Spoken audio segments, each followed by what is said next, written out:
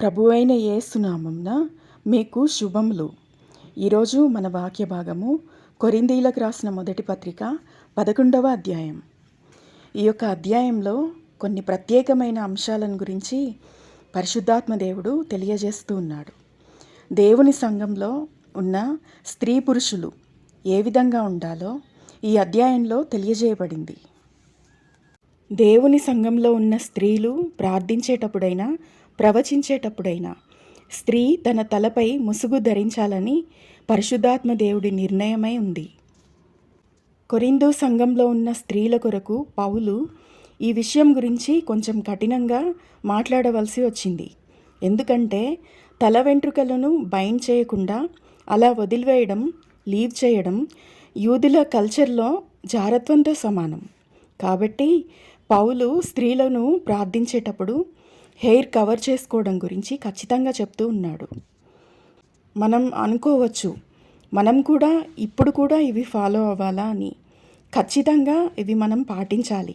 పాటించడానికే పరిశుద్ధాత్మ దేవుడు పౌలు ద్వారా దేవుని పరిశుద్ధ గ్రంథంలో ఇది మనకు రాయించి తెలియజేస్తూ ఉన్నాడు. పౌలు దేవుని సంఘంలోనికి వచ్చే మనుషులను గురించి ఒక మాట చెప్తూ ఉన్నాడు.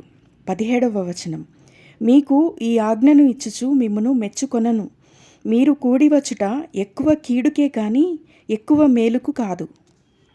పౌలు ఈ మాట ఎందుకు అనవలసి వచ్చింది?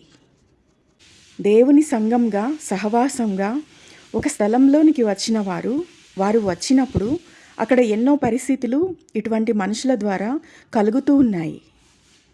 కొంతమంది అజాగ్రత్తగా ఉంటున్నారు, అజాగ్రత్తగా ప్రవర్తిస్తూ ఉన్నారు.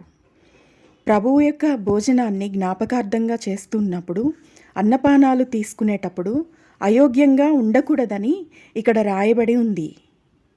ఈ విధంగా అజాగ్రత్తగా వారు ప్రవర్తించడం ద్వారా వారి జీవితాలలో వారికి కీడు కలుగుతుందని, మేలు కలగడం లేదని పరిశుద్ధాత్మ దేవుడు తెలియజేస్తూ ఉన్నాడు. 27వ వచనం, కాబట్టి ఎవడు అయోగ్యముగా ప్రభువు యొక్క రొట్టెను తినునో లేక ఆయన పాత్రలోనిది త్రాగునో వాడు ప్రభువు యొక్క శరీరమును గూర్చియు రక్తమును గూర్చియు అపరాధి అగును. రొట్టెను ద్రాక్షరసాన్ని మనం తీసుకోవడం ద్వారా యేసు ప్రభు యొక్క శరీర రక్తమును మన కొరకై ఆయన అర్పించాడని జ్ఞాపకం చేసుకోవడానికి, అంటే మనం ఎప్పుడూ ఆ మాటను మర్చిపోకుండా మరల జ్ఞాపకం చేసుకోవడం కోసమే ప్రభురాత్రి సంస్కరణను మనం చేస్తాము. అంతేకాదు, ముఖ్యమైన ఆజ్ఞ ఏమిటి అంటే యేసు యొక్క మరణాన్ని మనం ప్రచురించాలి. 26వ వచనం, మీరు ఈ రొట్టెను తిని ఈ పాత్రలోనిది త్రాగునప్పుడెల్లా ప్రభువు వచ్చు వరకు ఆయన మరణంను ప్రచురించుదురు.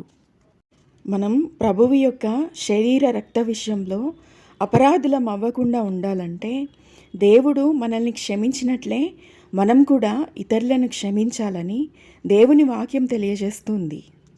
మార్కు సువార్త 15వ అధ్యాయము 25వ వచనం చదువుకుందాం. మీకు ఒకని మీద విరోధమేమైనను కలిగి ఉన్న ఎడల మీరు నిలువబడి ప్రార్థన చేయునప్పుడెల్లను వాని క్షమించుడి, అప్పుడు పరలోకమందున్న మీ తండ్రియు మీ పాపములు క్షమించును. ఒకవేళ మనం కనుక ఈ వాక్యాన్ని మీరి మన హృదయాలలో పగ, కలహం, మత్సరం ఇలాంటివన్నీ ఇతరులపై కలిగి ఉంటే, అలా ఉంటూనే యేసుక్రీస్తు యొక్క శరీర రక్తాలలో పాలు పొందుతూ ఉంటే గనుక అప్పుడు ఇలా జరుగుతుంది. 29వ వచనం, ప్రభువు శరీరమని వివేచింపక తిని త్రాగువాడు తనకు శిక్షావిధి కలుగుటకే తిని త్రాగుచున్నాడు. ఇందువలననే మీలో అనేకులు బలహీనులను రోగులనై ఉన్నారు, చాలామంది నిద్రించుచున్నారు. మనలో కొంతమంది అకస్మాత్తుగా చనిపోవడానికి, ఇంకా రోగగ్రస్తులుగా ఉండడానికి కారణం ఈ విధంగా ఉండడం కావచ్చు. మనల్ని మనం పరీక్షించుకోవాలని పరిశుద్ధాత్మ దేవుడు ఈ వాక్యం ద్వారా తెలియజేస్తూ ఉన్నాడు. ఇటువంటి మనస్తత్వాలతో లోకస్తులు దేవుని శిక్షకు పాత్రులవుతారు. అయితే మనం వాక్యం తెలిసి కూడా ప్రభువు యొక్క శిక్షకు పాత్రులం కాకూడదని ఈ వాక్యం ద్వారా మనకు అర్థమవుతూ ఉంది. 31వ వచనము చదువుకుందాం. అయితే మనలను మనమే విమర్శించుకొనిన ఎడల తీర్పు పొందకపోదుము. మనము తీర్పు పొందిన ఎడల లోకముతో పాటు మనకు శిక్షావిధి కలగకుండునట్లు ప్రభువు చేత శిక్షింపబడుచున్నాము. ఇక్కడ మనం గమనించాలి, దేవుని ప్రజలంగా ఉన్న మనము ప్రతి వ్యర్థమైన ప్రవర్తనను విడిచిపెట్టి దేవుని యొక్క సన్నిధిలోనికి వెళ్ళాలి. దేవుని సంఘంలోనికి వచ్చేవారు రకరకాల మనుషులు ఉంటారు. వారందరూ యోగ్యులుగా మార్చబడాలి. అలా వారు మార్చబడాలి అంటే యోగ్యమైన వారు ప్రజలను నడిపించినప్పుడే ప్రజలు దేవుని నిజమైన పిల్లలుగా యోగ్యమైన ప్రవర్తనతో మార్చబడతారు. దేవుని సేవకులు యోగ్యులుగా లేకపోతే వారి చేత నడిపించబడేవారు వారు క్షమించలేని మనస్తత్వాలతో, వ్యర్థమైన ప్రవర్తనతో, డిసిప్లిన్ లేని వారిగా, వక్రజనంగా, దేవునికి ఇంకా అవిధేయులుగానే కొనసాగుతారు. అందుకే పరిశుద్ధాత్మ దేవుడు పౌలు ద్వారా ఇలా చెప్తూ ఉన్నాడు. 17-18 వచనాలు. మీరు కూడి వచ్చుట ఎక్కువ కీడుకే కానీ ఎక్కువ మేలుకు కాదు. మొదటి సంగతి ఏమనగా, మీరు సంఘమందు కూడి ఉన్నప్పుడు మీలో కక్షలు కలవని వినుచున్నాను. కొంత మట్టుకు ఇది నిజమని నమ్ముచున్నాను. మీలో యోగ్యులైన వారెవరో కనబడినట్లు మీలో భిన్నాభిప్రాయములుండక తప్పదు. దేవుని సార్వత్రిక సంఘంలో భిన్నమైన మనుషులు ఉంటారు. భిన్నమైన అభిప్రాయాలు వారి ద్వారా ఉంటాయి. ఎందుకంటే దేవుడే మనల్ని అలా భిన్నంగా ఉండేటట్లుగా చేశాడు. ఎందుకని దేవుడు అందరినీ ఇలా చేశాడు అంటే, వీరందరిలో అంటే మనందరిలో యోగ్యులను దేవుడు చూడడానికి ఇష్టపడుతున్నాడు. దేవుడు యోగ్యులైన మనుషులను తన కొరకు శేషంగా వారిని ప్రత్యేకించుకోవడం కోసము ఇవన్నీ ఉంటాయి.